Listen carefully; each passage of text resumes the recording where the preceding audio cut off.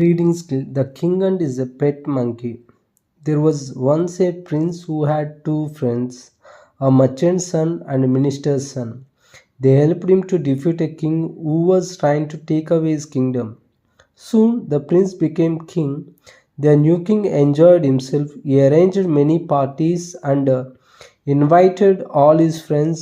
He ate, drank, and made merry. ఆ రాజకుమారుడికి ఇద్దరు స్నేహితులు ఉండేవారు. వర్తకుడు కుమారుడు, మంత్రి కొడుకు. వాళ్ళ సహాయంతో రాజును ఓడించి తన రాజ్యాన్ని కాపాడుకునేవారు.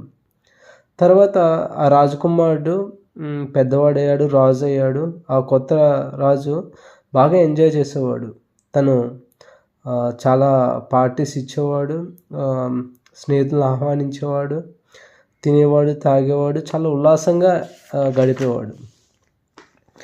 One day the king saw a monkey